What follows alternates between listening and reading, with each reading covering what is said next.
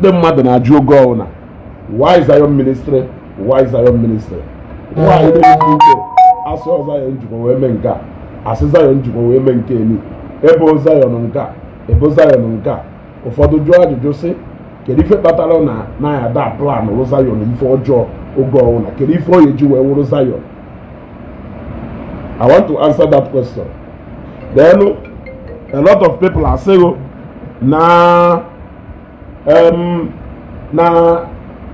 Mbaka reign na Zion eluhotu Mbaka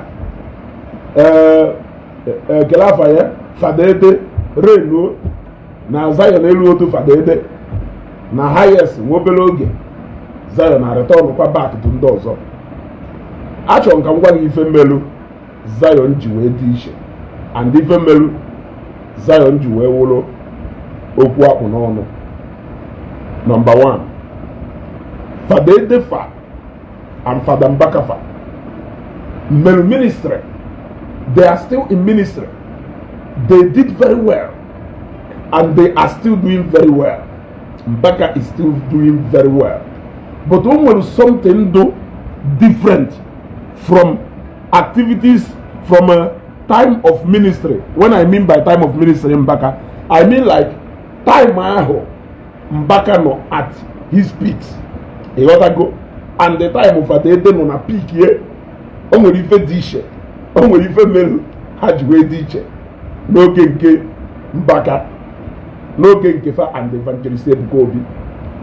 To make you understand or have an idea of ife Nebu, I will refer you to the days of Chief Raphael Wazurike and Mazor and the days of Manson and the Kano and the Biafra. Here I go.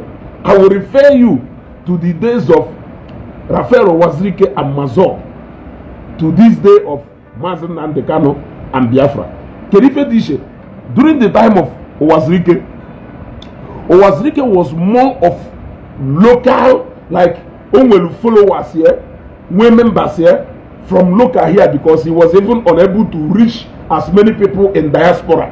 You want to go? Like a lot of people in Abuja, they don't know what is happening in the southeast. A lot of people not there. They don't even have time to read newspaper. They don't have time for all those media, print media, radio station and all those. They don't have time. They don't even have time to go and watch 8 o'clock news or 9 o'clock news. But during the time of Mazen Nandekano,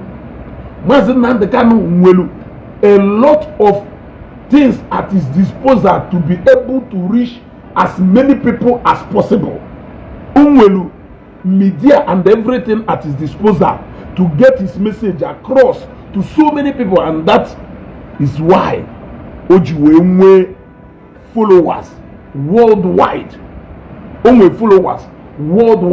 He was able to reach somebody who is in Malaysia. He was able to reach somebody who is in Ebuka. Let me go away from that. Let me come down to what I am talking about now. I said Father Mbaka did very well in ministry and he's still doing very well in ministry. But nevertheless, I laugh at people who still go to the extent of when they want to talk about Zion, they start making reference to those people. Let me tell you the reason why Zion ministry is being talked about anyhow. Zion ministry currently, there is no ministry, I repeat, run by any Igbo man that has been able to beat the record that Zion ministry beat at this particular time. I don't know about tomorrow, but I'm telling you about now. There is no Igbo man called to ministry, run go ministry, break go record in terms of reach, in terms of everything compared to what Evangelist Ebuka is running now. It may look strange to you, but you know that I am telling you the truth. Adoration ministry Enugu, I know where their limits stopped. Even during those days, Mbaka was making wave. Mbaka will power more in Enugu. Yes, Mbaka dominated more in Enugu. I am one or two followers from outside and Lagos. But when I mean by na ebe Mbaka na-ehi udu n'Enugu.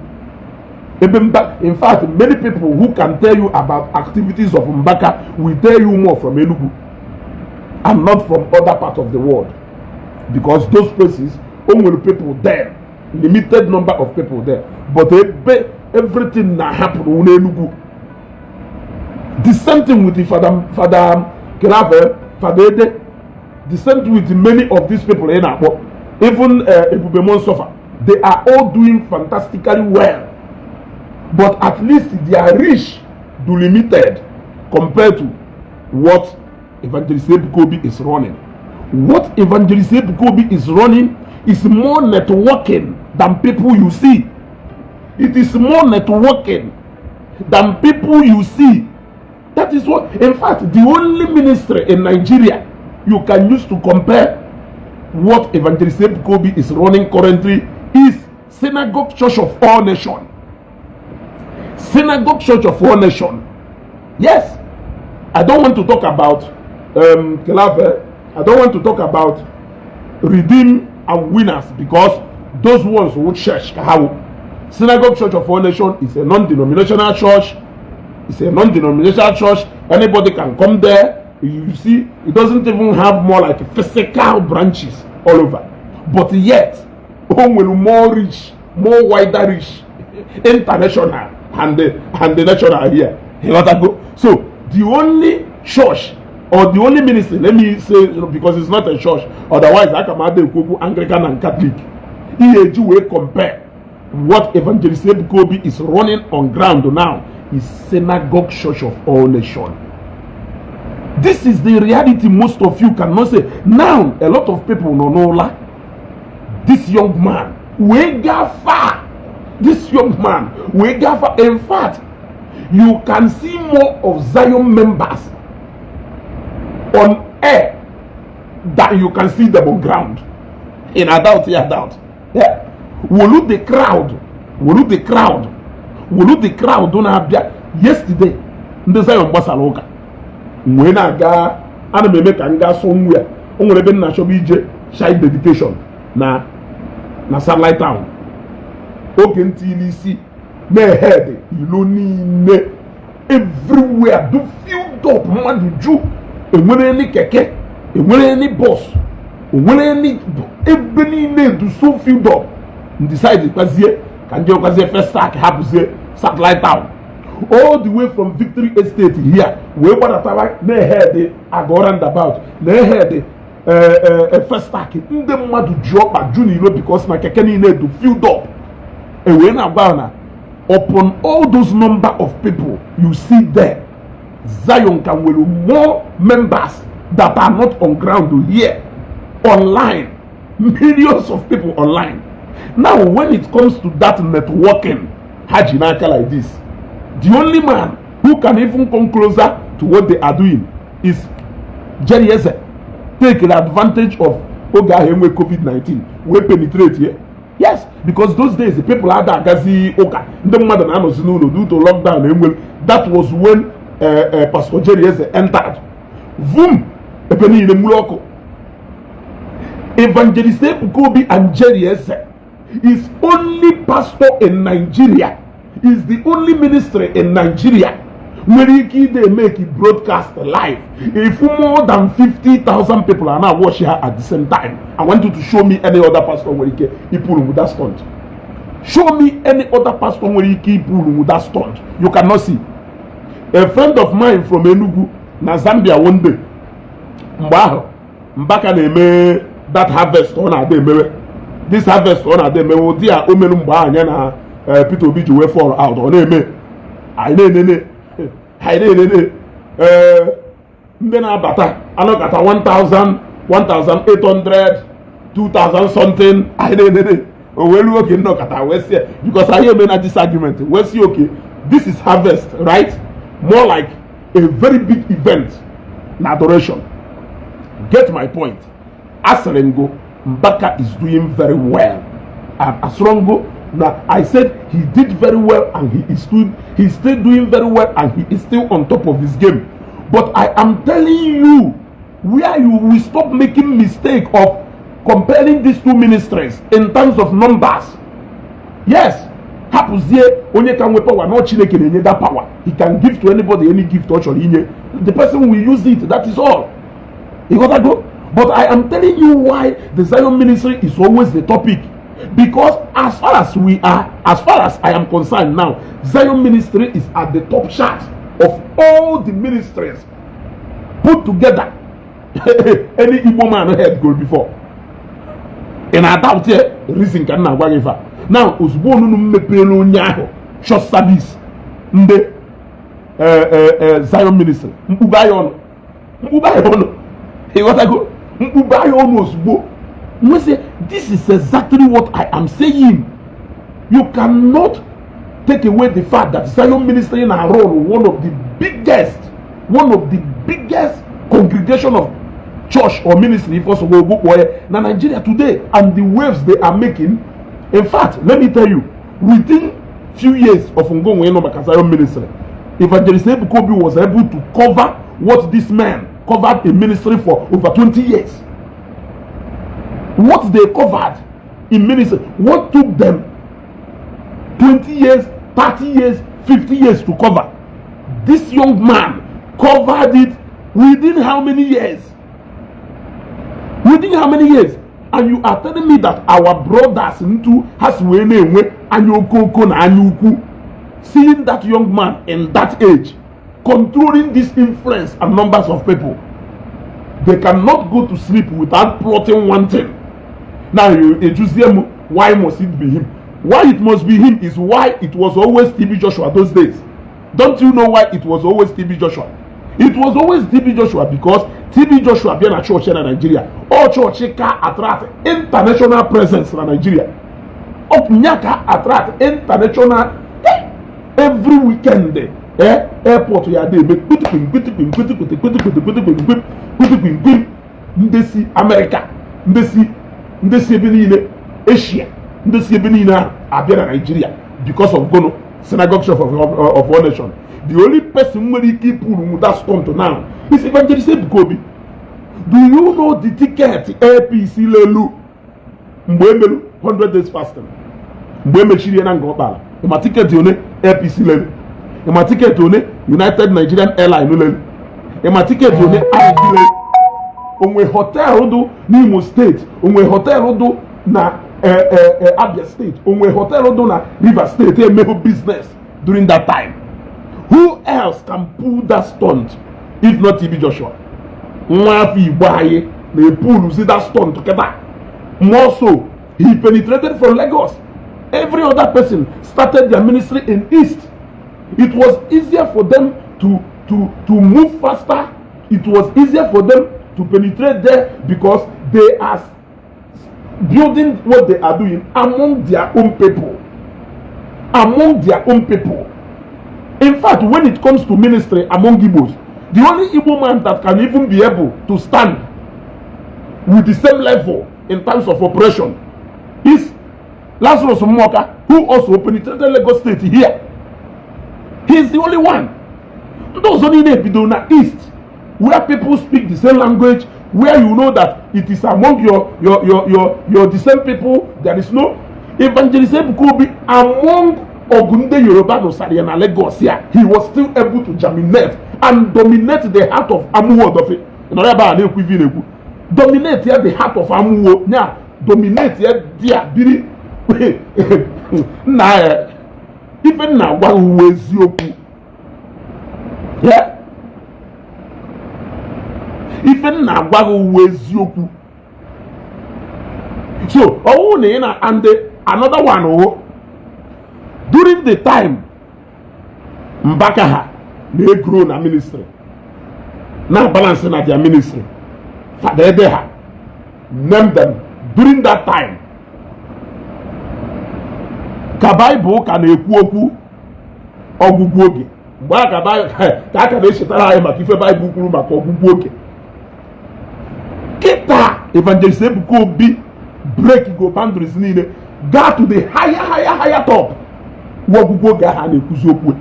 For example, those days on are too difficult for Mokolobia Dokam Epota barrier pastor. ọ na-adụ difficult nwokorobịa tụ ka mepụta kparịa church. But in this generation I know, who a generation where keypad dị n'aka onye ala ọnwụ na nọ n'ilo na-akpagharị. This is the end time a na-ekwu okwu. Kelu every single thing a prophesied ihe eme na that end time abụrụ kịta ka ọ na-eme. Can you tell me why? So it makes it difficult, and yet it seems like it is very easier for him. There is no when then I say evangelist Ebuka no, on the contrary. If the time of ministry in Mbaka, that time if you know Mbaka will fight mostly from Enugu state government. From Enugu state government during the time of Chimaroke, and not from common people on the street. Obruno Kita during the time of social media. That ministry I came mention a long time ago. I am not telling you go well. I am telling you the truth. Obruno Kita, because some of those people in a walkway suffer their own persecution in ministry. All those ministries are can't go shut down a long time ago. I am not telling you go well and but I am speaking the facts. Evangelist Ebuka who during the time of social, everybody will access to Facebook, even on Yala, even on it. Money see the man, money see at home. All time I know that. So I am now telling you why it is always him. It is always him because he became a topic. He in fact he rose to the top at a time. Almost the 2 Timothy Ahepulu Binigolu Yaworoha. Yes, he came to the top. He took his position at the top. At the time, every demon out there, yes. So imagine no one at those days. Imagine no one at those days. Okay, Yahweh pota a full newspaper, Father Tenkanka, Onyenka, this one. Imagine no one of those days, guy, no kita. The evangelist Ebuka wuna. In fact, when it comes to networking, online presence, one day Wafelu, it is your time. Also, and when we hold this kind of academic, I'm telling you, Hana control a region or maybe a particular place with few people, maybe in the Niger adoration, we may travel. But millions of people became members of Zion ministry online without even coming to Victory Estate. But the majority of people who were still adorers in wouldn't adoration in Nigeria here. A lot of people who Fadede and Indo Tiemba wouldn't those ministries in Nigeria. But millions of people who are active members of Zion ministry affording me a step about their foot na Victory Estate here. Yes.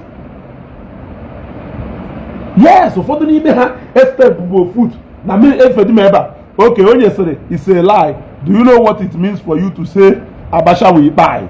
Do you know how many military men were sent to adoration? Ezugo, Mbaka is an OG, forget about it. You are still missing the point.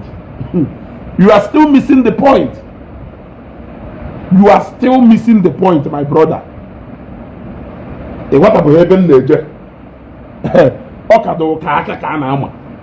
I am telling you, but even the reality of things can we are in the era when that, and that is why you see people analyze every single word said by Evangelist Ebuka. People analyze every single action made by Evangelist Ebuka. Those days, in the time, he didn't verify testimony. Those days, when you put on no testimony, in fact, most of the doubt of people who were there, so many testimonies recorded in adoration. But things said by Father Mbaka by himself, like Ojiri Bible, those are the things people were issue with. People paid little or less attention to the miracles happening in adoration ground. But we live in the social media era where the moment even they make, okay, look at nke this lady kita palalam. Even media itself in Nigeria That is the time a man who dominates. That man, that man, you are still asking me up to today, why must it be Ebuka always? Have you seen why it is always him? Have you seen? Huh? Have you seen why it is always him? It is always him because he is before everybody now. Unlike those days, some of us like it personally. For me, I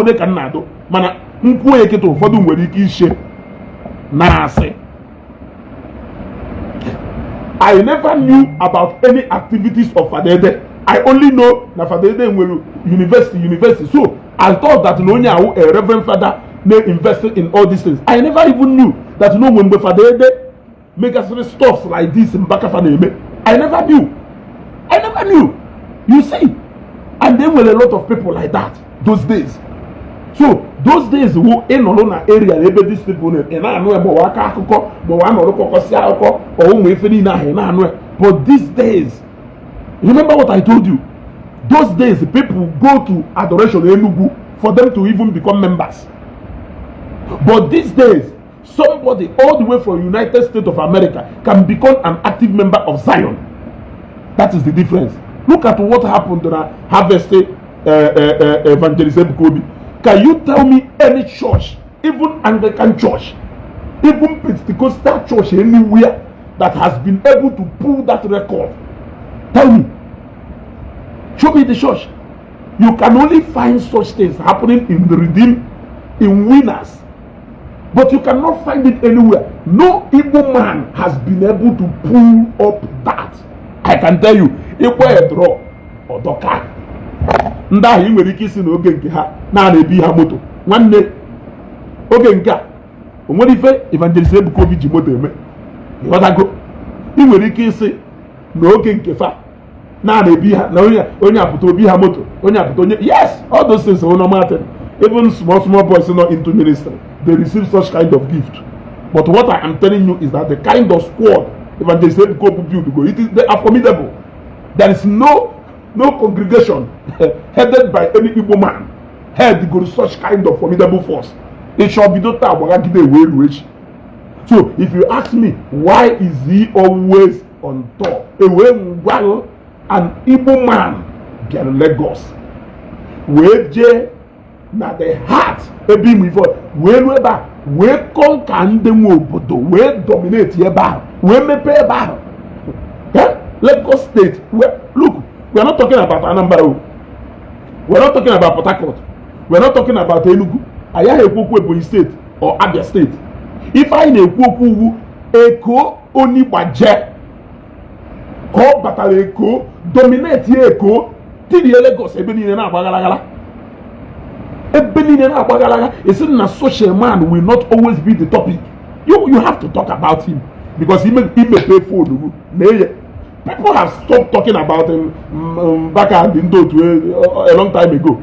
Even for the people months for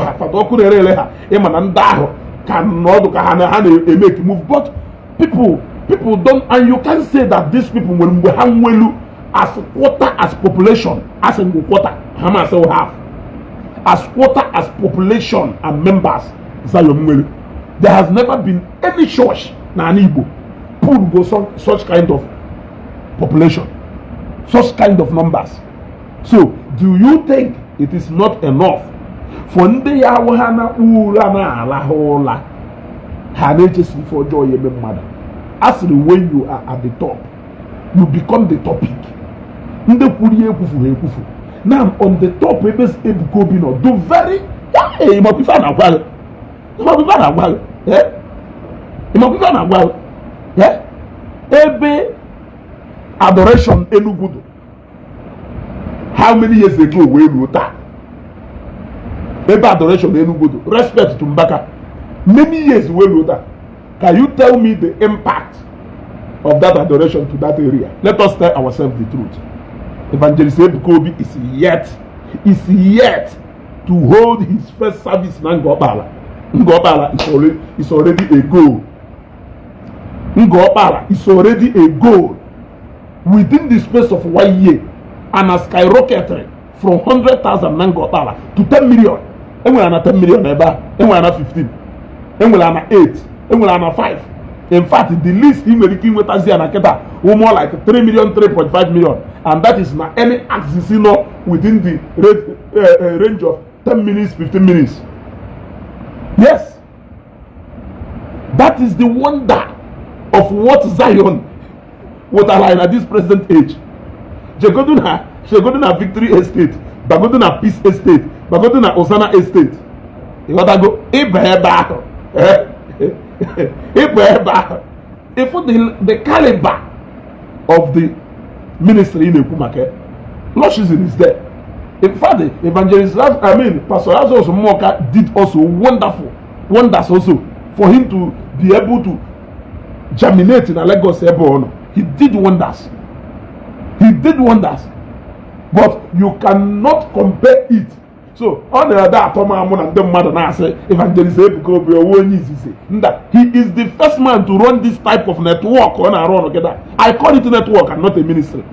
What he is running is a network of people and not a ministry. He made in the system of operation. It is enough for people to always talk about him. So let us understand, a lot of women now, they are doing wonders. They did wonders. Mbaka is a goal. He is Mbaka is very wonderful himself. Also, make comparison now. You people are just reducing it to more like it is radical. It is not about who started first. Yes, it is not about who started first. In Zambia 2013. Yes. When Zambia mecha ndị sizi n'aka m wee gbagota, ndị si n'aka m wee gbagota, ndị ọgwụ m kpọgotara ha. Ụfọdụ n'ime ha taa mba na pọketị ha ma pụtara ya ma fụrụ ụzọ ebe nzi afụ ụzọ. Nsi na pọketị ụfọdụ n'ime ha daa agbachie n'aka. Yes, yet ọmụmụ jelu fụ n'obodo dị mma wee gwa ha ụmụnne m join ọnụ m ebe a na ebe amakakwo. They all came. Mana ụfọdụ n'ime ha taa nsi na akpa ha daa agbachie n'aka. And that is how life is. Ohozim potazie onye odogoro anya n'ifugo. In fact, ifugo nu diega onye anwelu na ikpata ha ọrịa since iji weje Zambia. Nya hapụzie na mụ nwere mbọ na menwe ozi. No. Onwepoduri mgbe inwe nriri ụdị agwa. O digitalize ife niile wee overtake elu. In fact, ọ gafere like a speed train. O ji speed train wee mee if you need to take 1 year, 2 years, or 3 years, each way, make on your young check on your year in 1 year. What the other year? Yes, that is life. So here, potassium go past glory. And when Joe, even during that past glory, Imelodia, that should be the question. Yanon at the lips of everybody. So it is not how long, but how well. Yes. And the Chineke menebere social media age I know. For him to reach out, for people to hear the story more. And that is what ought to give rise to the criticism on Enweta today. Yes, because advantage and disadvantages. Chetaku Vengwalago, Oma's 2 Timothy to Siana, Oma's in Nehachiko, Oma's Yopubando, and a hammer on a Oma's Yadoge, Hachaye to Siana. Ekwensu na ajọ mmadụ mwanya kita. Ighọtago, ekwensu na ajọ mmadụ mwanya kita. So you cannot simply compare the oge anyị nọ n'ime kita compared to oge ahụ. Those days o nwere ike esi na ikwu okwu maka government abịa after you. That may be what is happening then, but not now. Now no talala ndị mmadụ akwaghị n'ọkụ. Edoda and ụmụnne anyị ndị Igbo may use this social media as a medium of ịnụso ụmụnne ha ọgụ, which is very bad. Onye ọwụna bụ onye Igbo supposed to do proud of Zion ministry. Onye ọwụna bụ onye Igbo is supposed to do proud of Zion ministry. Ife Igbo nje ise Ebuka Obi mee na Lagos ya, imagine mmadụ ife ndị mmadụ ife anyị ma mbụ owo akụrụ unu ị na-azụ afịa na Lagos ichigazie n'ụlọ jene invest. But I am nwere a lot of ndị ọgaranya bidolu afịa na Nnewi, bidolu afịa na Ọnịsha, bidolu afịa na Aba, kpatacha ego ebe a mechaa relocate zie to Lagos wee bịazie Lagos wee kpatazie nke wee ego. Anyị ma nka ọ na ịma ya anyị ma o nwere ndị ọgano juru na East filuo nna na ya karịkwa ha move gbagota Lagos, which is the commercial capital. Mana onye nke a ụna ọ dụga establish na Lagos wee na-achọzi ịgbadata East. Imagine onye nọ nwụ na Lagos ọ bata East ebe ọ na ọsọ ya taa.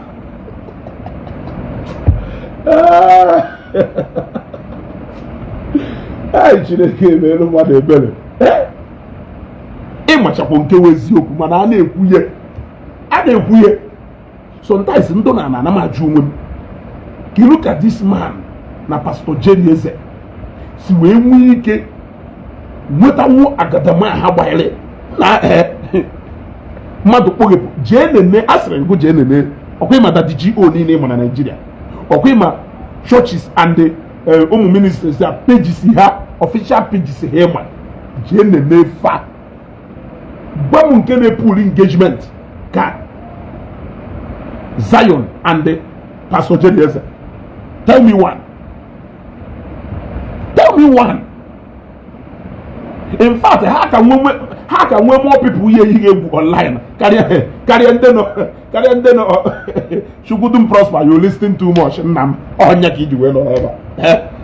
Oye re ku ekunu oye re gege. Ono na bu ofife. Maka ige dewe ku dewe. You got to go. I talk too much, man. Mgbe ha kamera ịtụpụta na agba ịnọrọ na keke kwutuo ịnọ na moto gba breki na nkọ ị na-eri nri rie ga ngwa gbajega ebe ya dọrọ ọfụma ịnọ n'ọfisi na lọta pụọ na nkọ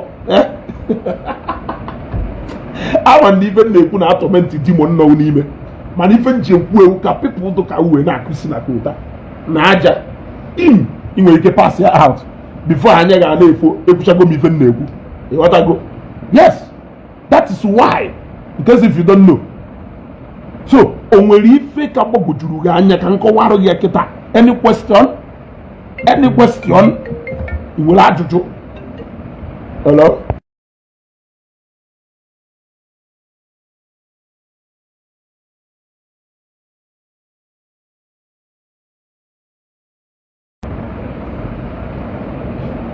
Even na-ekwu.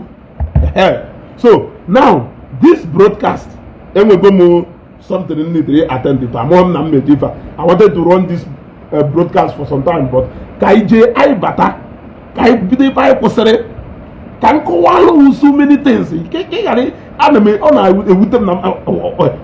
Why must it be only Zion? No, but another people are ya. But another people are ya. We not say why must it be only Zion?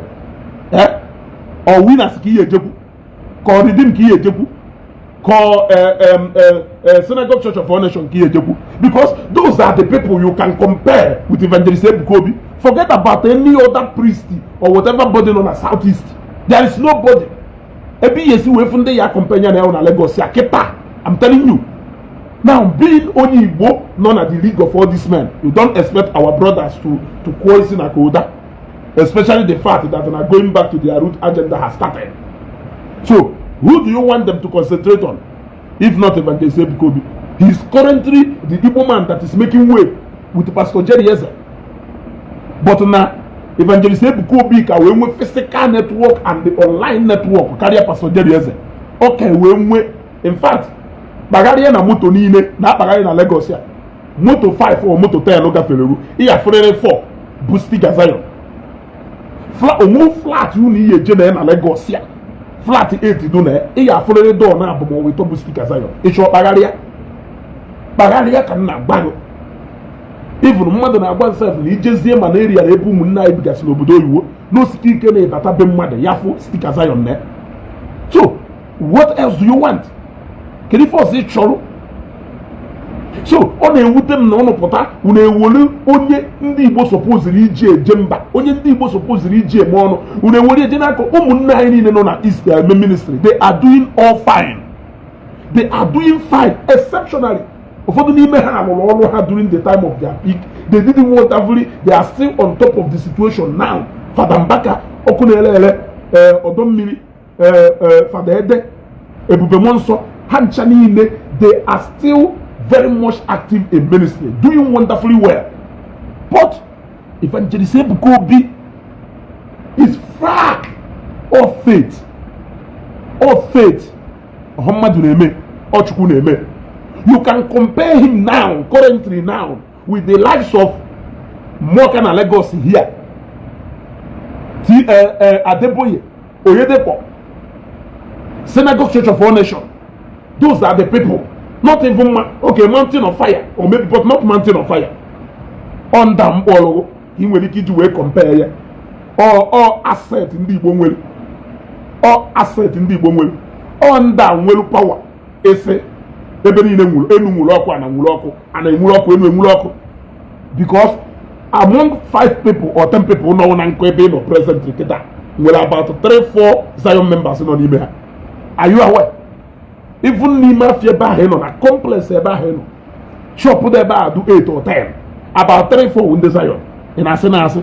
So take your system name go busy and a muloko ketan and I walk. If we now Oyedepo no capacity and muloko because nde winners Julebenine Adeboye nde Julebenine they got to go another Igbo man will keep put that stone to now Lazarus Moka another Igbo man will keep put that stone you got that because these people mana evangelist Ebuka be her moves faster because on a run almost the same style of ministry with TB Joshua or Zion for all movement or Zion prayer movement. It is for every denomination, whether you want Catholic, whether you want Anglican, whether you want Pentecostal. It is a non-denominational. The same thing with the two TB Joshua's win mana winners at least you have to be a registered member of winners. So I know winners which is not by force, but I'm trying to tell you that no church call you want to go. So only actual yam on a joker. What are you putting about? So can you feel what are you saying?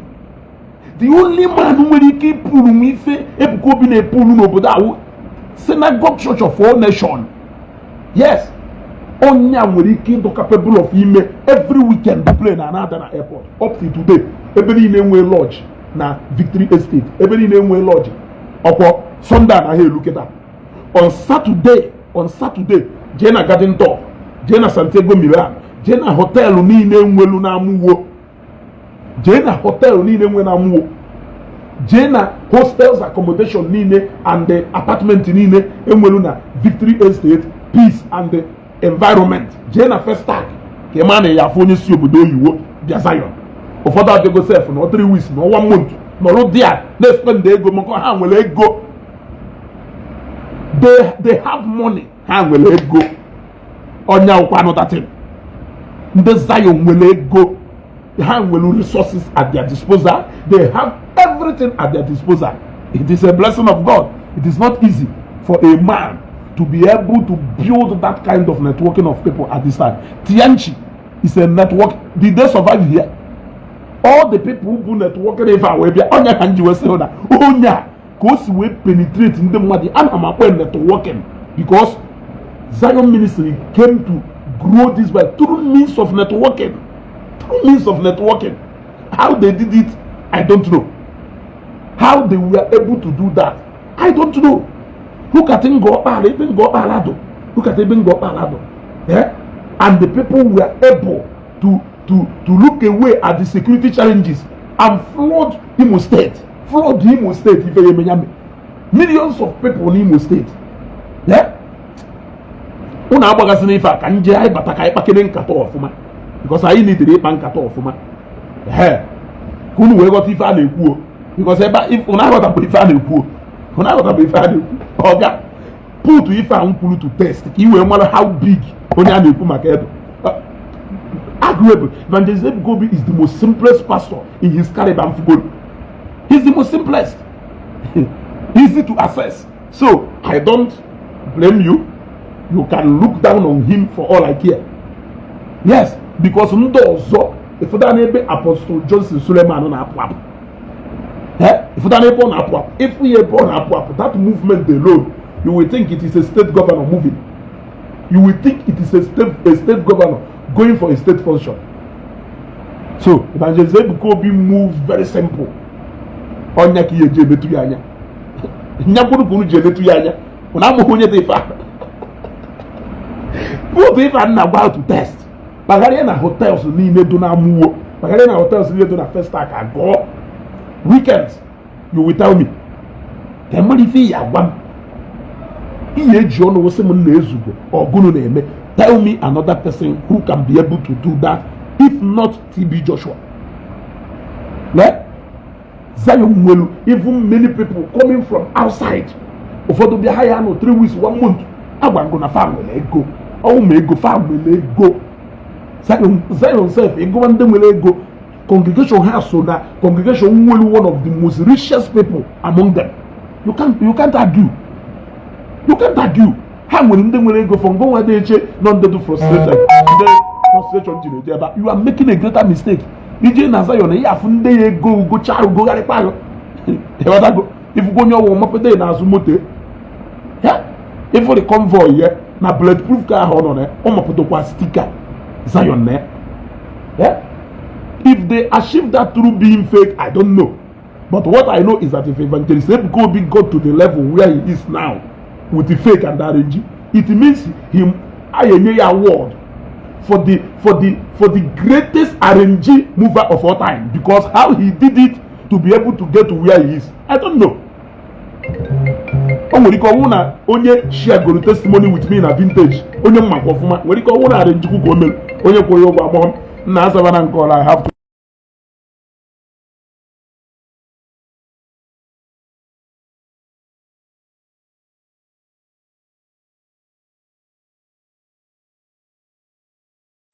I have to leave, but I'm coming back. I'm coming back to continue from where we stopped.